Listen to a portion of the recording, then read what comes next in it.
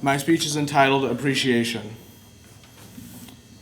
Saratoga Plain, Antietam, Arden Forest, Bastogne, Iwo Jima, Chosin Reservoir, Khe Sanh, Iraq. All these places hold special significance in the minds of America's veterans, both of the past and the present. They represent the sacrifices our veterans have made in their service to our nation. The sacrifices of America's most honored citizens allow those of us of today to live freely.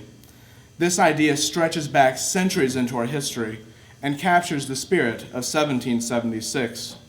The tumultuous years of our nation's birth were fierce. Some backwater province had challenged the mightiest empire on earth, and that empire would not take the offense lightly. The birth pangs were heard clearly around the world, just as clearly as the shouts and groans of our patriot forefathers were heard on the battlefield.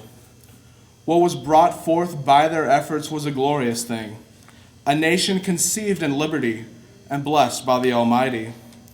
It was into this nation of freedom that we were born. Fast forward approximately a century, and malevolent forces were at work in our country. The country had rent itself in two. Still, though citizen was fighting citizen, all were fighting for their America. One side eventually won, and a unified America was passed on to posterity. This was not the only result of that fateful war. An entire portion of the American populace was granted suffrage and made into true citizens. Freedom was on the march, though its journey would not be completed for another 100 years, and, some would argue, is still not complete.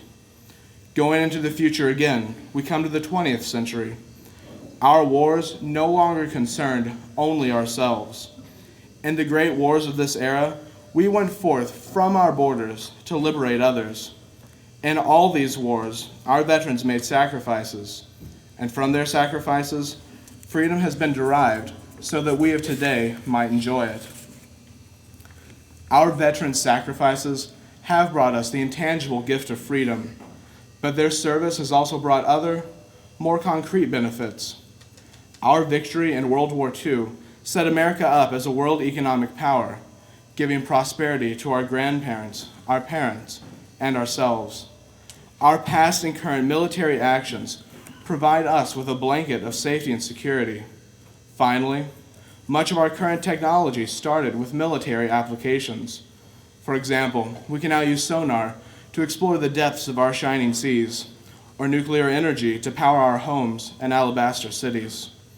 Without the work of those who served during war times, these applications might never have been developed, and we would be the worse off for it. In my life experience, one does not receive a gift without showing appreciation. We, as today's youth, must show our appreciation, or the significance of our veterans' gifts will be lost. The only appropriate way to show our appreciation for their sacrifice and service is by service and sacrifice of our own. The most obvious way is through entrance into the armed services. However, not everyone is apt for this kind of duty. An emerging alternative is national service, which harkens back to the days of FDR and the New Deal. Of course, if all of these options fail, we can always turn to being a good citizen. Large-scale projects are unneeded for this option. By not doing wrong and helping our neighbors, we show our appreciation. It is oft quoted that, with great power comes great responsibility. Through their service and sacrifice, America's veterans have given us a great power, and it is our responsibility to use it for the greater good of all.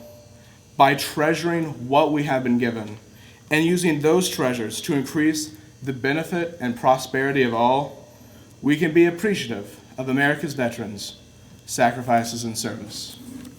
Thank you.